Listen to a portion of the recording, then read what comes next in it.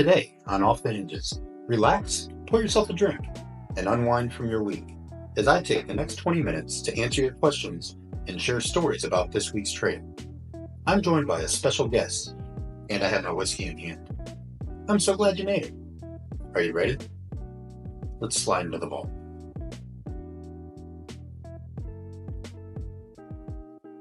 Welcome to Friday, What up, my man. Friday? I saved the first sip for you, and not only did I go whiskey today, I went old fashioned, so I got like real fancy for you, man. I don't even know how you find that stuff while you're traveling. I'm impressed on your skills. You're Ah, extremely resourceful. thank you. John Epps, fantastic brother of mine, but he is a U.S. Marine Lieutenant Colonel. Mad props and courtesy and respect to you. I'm really proud of you. And of course, I'm a Marine officer as well. But nothing we say or our opinions or our assertions, none of that is representative of the Department of Defense, the U.S. Marine Corps. It is a Josh and a John conversation. So this man will tell you I have utmost of respect and courtesies to his rank, but this is not a military conversation. We've known each other for a while. Our families are family. Your wife helped raise my little girl, man. So this is truly two brothers. So I think today on Off the Hinges, talking about love, there couldn't be a better person in my mind as a man, a husband, a father. But I'm going to let you tell the people about yourself a little bit because I'm a little thirsty. I'm going to take a sip and listen to you. Over to you. Yeah, thanks, Josh. I really appreciate the opportunity to be here. I am first and foremost super blessed to have a connection and a friend such as yourself over the many years that we have both been in the Marine Corps. Although I do outrank you right now, I think your time in service is more than mine, and that's why I indeed value your opinion. Just like many great officers who were prior enlisted before. I think that is a strength. And, you just got to surround yourself with a tribe that has the same values as you. And, that age old saying that our parents used to tell us, you're the sum of the people that you hang out, the three people you hang out with the most or whatever. And I hated hearing that as a teenager. And now I'm a dad saying it to my kids. But if you're included in that sum, we're in a good place. And you, Laura, and the girls are for sure. And we are so thankful and blessed to have you. Number So, one, what are you most thankful for this week? because here we are in this space right now, you asked me to do this recently. And as I reflected on this, I thought to myself, I'm most thankful for challenge. And although most might not think that having a conversation with a friend is a challenge, but I took it as a challenge, a good challenge, a challenge that, when a friend asks you to step up, you want to step up. And you are my friend, you are my brother. And so I took it seriously. And as I was looking back on my week in terms of me doing some reflection or me doing some research on what love is and what does John Epps feel about love, and maybe some times in my history and my career where this mattered a lot, I was thankful to have that challenge because through that reflection, I've discovered more about myself. So this week, I'm thankful for challenge. What is something new you learned this past week? The first thing that came to mind, and this is kind of funny, but I'm a dad and I like participating in my kids' lives. And right now, my daughter's playing volleyball. And like any good parent, I may or may not have volunteered, more so been voluntold by my wife that I will be the announcer for the starting lineups at the Camp Lejeune High School volleyball games. So if you hear my beautiful face for radio over the microphone, that's Oh, John man. Epps. And I learned this week that although they might not be present on the court in the starting lineup, you always announce the libero, which is a very important position in volleyball. That's a defensive specialist. They can't do any offensive hits or blocks, but they sub in and out of the game very quickly. So they might not be in the starting lineup, but they might come in real quick. So although you announce the starting six, you also announce the libero if they're not on the court the first time. So I That's learned that this, fantastic. yeah. So Camp Lejeune gets the sultry voice of John Epps. Oh, yeah. Oh, man. Dude, what a treat. How do you hope to grow as hopefully you can rest and recover coming off the work week and heading into the weekend with the family? Of all three initial questions, I found this to be the most tricky Good. because there's a little bit, and I don't know if you framed it this way. You're a big fan of framing, and so am I, but It's kind of oxymoronic in the sense that you say grow and then you say rest and recover in the exact same breath. So growing illustrates development, it illustrates expansion, it illustrates, you moving closer towards a target, whatever that be. And then rest and recovery is kind of like off gassing and, taking a reset. I would say that I'm going to try and unplug from what I'm doing on a Monday to Friday or a Monday to Saturday or Sunday if I'm in the field. And I'm going to try and reinvest in other areas. Time is our most valuable resource. And in my profession, in my specialty, staying up with the Joneses and what's going on in the news or the reporting is very important for those who care. And so we have to be digging into it at all times. And when I'm able to off gas and not be on systems all the time, I like to try and invest in myself other ways, whether that's in the physical domain. I'm going to PT a little bit longer. In the mental domain, I'm going to try and read a book that's going to expand my knowledge. And that is how I will invest this weekend, is kind of in a multidimensional aspect away from work.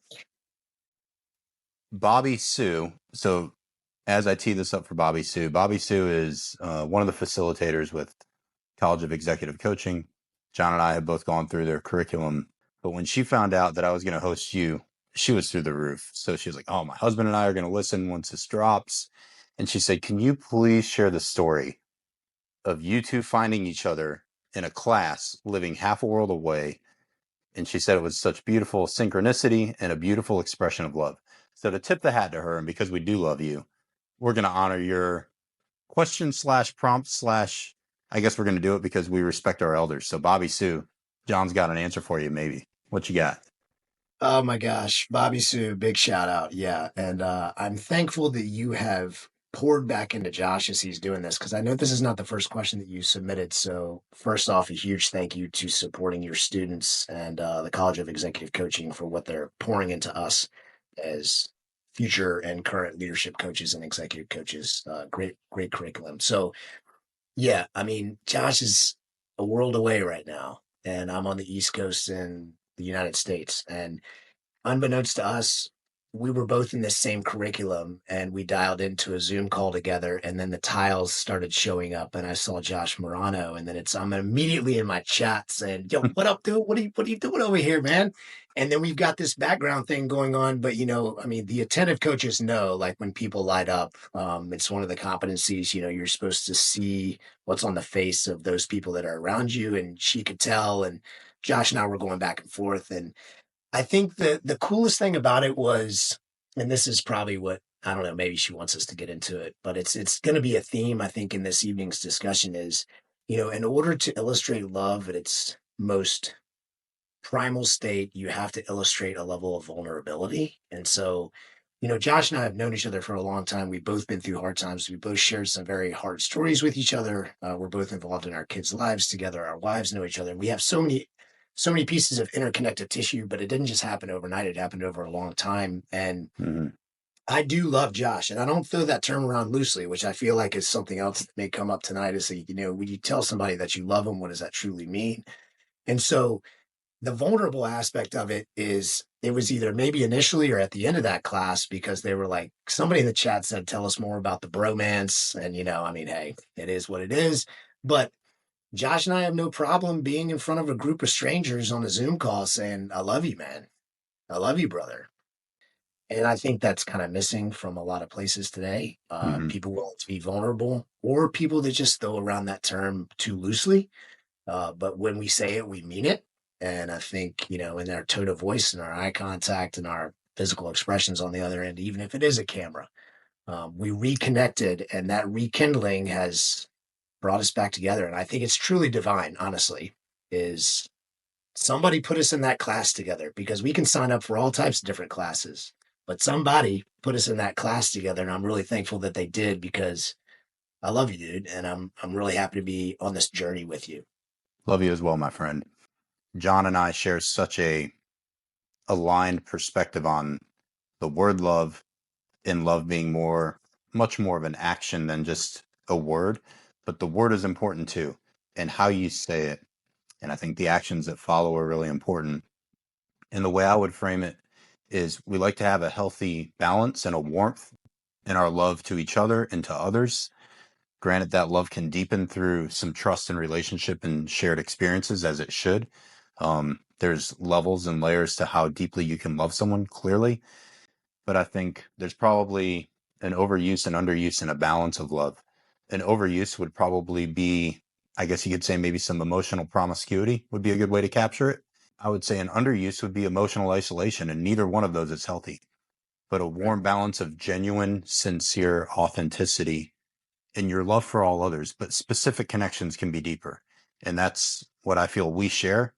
And it was such a gift that you opened up the floor to us in that class to say, hey, tell the students, because Bobby Sue was sort of emceeing the whole class, and she just handed us the mic literally and figuratively and said, hey, what do you guys want to talk about? And it was really important because here's two guys everyone knew, Marine officers, staff officers, both been in the Marine Corps for a while, both Mustangs, both prior enlisted. And it probably came with a lot of these assumptions of what this interaction may be like. And I think it was radically shocking in the best of ways to see some sincerity between two brothers who genuinely care for each other and for the families. Andrew asked, how does love in combat with brothers translate, if at all, to love in real life? I mean, I feel like we could probably quadruple the length of this podcast and only still scratch the surface of the iceberg on this one. Does it translate? The simple answer is three letters, yes. How does it translate is the deeper question here. No greater love, somebody that's willing to lay their life down for another. I mean, we could quote the book of John if we desired to, but regardless of your spiritual affiliation, it is very interesting if you remove all of the distractions out of life and you are decreased to the primal nature of kill or be killed. I'm going to survive or I'm not going to survive because it's not just my actions that matter. It's the actions of the people to the left and to my right.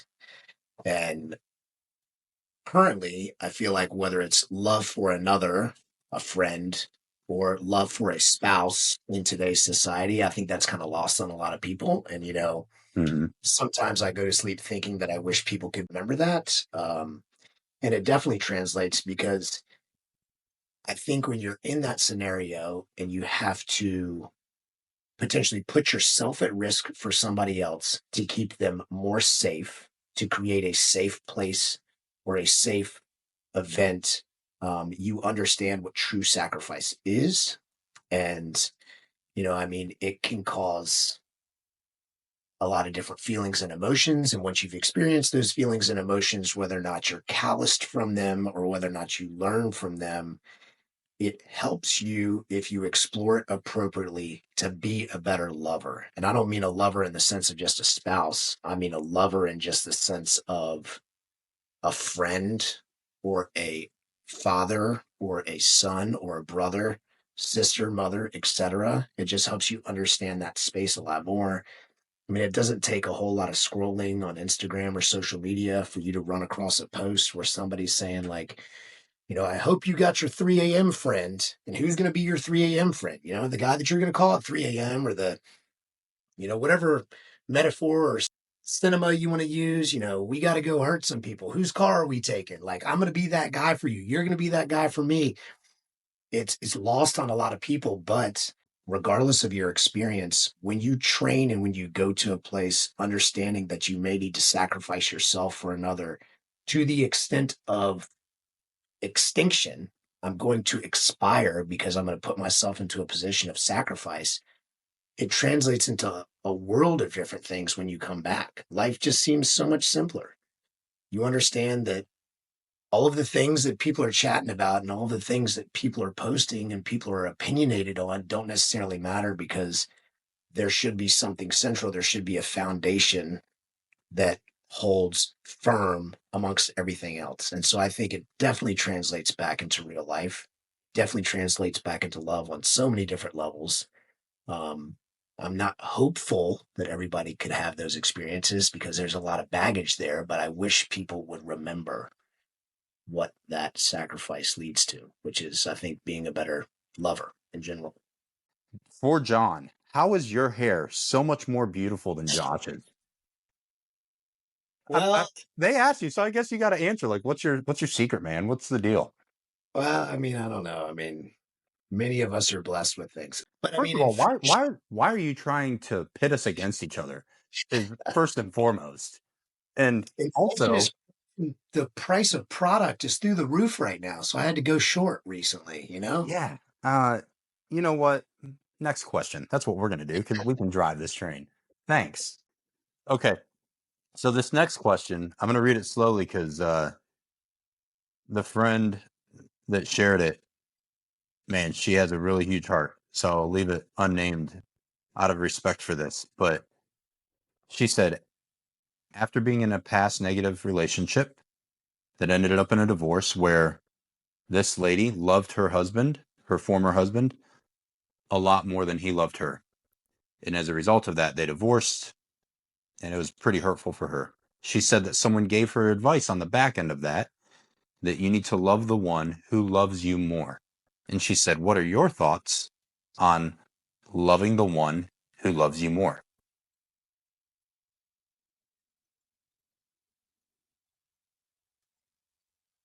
No, you'll probably edit out the silence, but I think silence is golden in this instance. That's a massively deep question.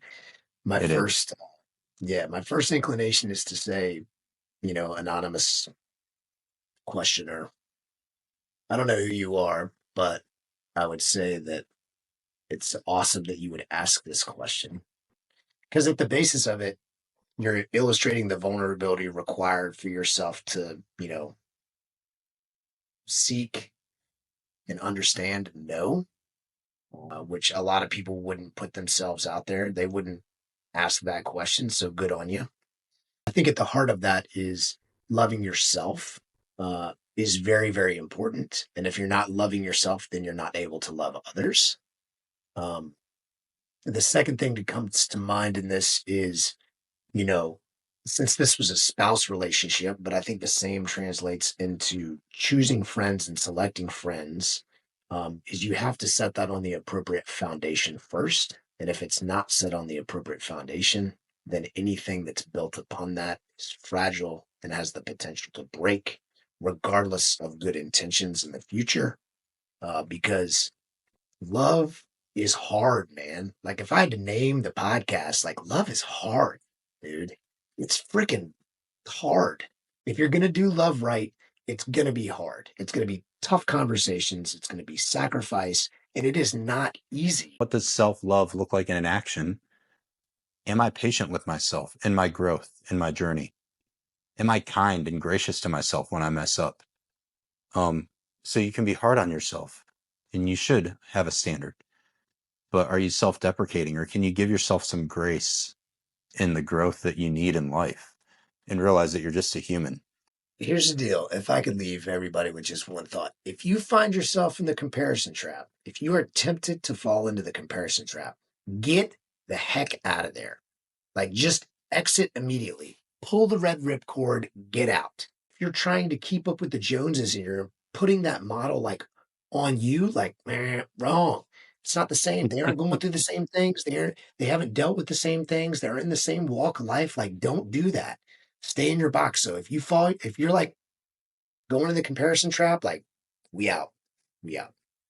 Man, I love you. And I am beyond proud of everything you're doing, everything you've accomplished, beyond the uniform, beyond the service, which is second to none in my eyes. Like you are fantastic model for Marines, but just as a friend and a husband and a father. And I don't say this about many people at all, but a man above reproach. And I can genuinely say I can find no fault in the reputation that precedes John Epps. And that is a tall order. And I know people that know you can say the same. So I'm so thankful people could hear your raspy, sultry voice. Over to you, my man. What you got to close us out? First off, thank you for the opportunity. Anyone who would engage with me on a platform that has reach, I think it's super important to embrace others' passion projects, which I feel like this is kind of a passion project for you and I right now. And you're definitely like gas pedal to the floor, man. So you're smashing it, you're crushing it. I'm looking at you as kind of like a trailblazer in the space that you and I share in common right now. You just seem to be, on the inside lane, just turning the corner before me. And so you're doing extremely well. But I'm so thankful that you kind of wrote me in. Challenging others, I think, is an expression of love. But the challenge that you gave me this week to kind of sit back and do some reflection just helped open my eyes on a bunch of stuff, looking into some literature and thinking more about what that four-letter word means to me, listening to a lot, reading a lot. That was great. And I'm just really thankful and I'm really blessed. And I love you. I love where you're going. Same Bring to it you, my on. man. Cheers. Bring it Cheers, on. all of you. Have a fantastic weekend. We love you guys. Be good. Thanks for tuning into this episode of Off the Hinges. Don't forget to follow Foundational Coaching on your favorite social media platforms. Kick off your Saturday with me tomorrow morning at Coffee and Reflections on Substack, where I'll share my deepest reflections and most personal stories on the weekly virtue. I'm honored to be a part of your story today, and I'm proud of your growth, my friend. I can't wait for our next time together, exploring the vault.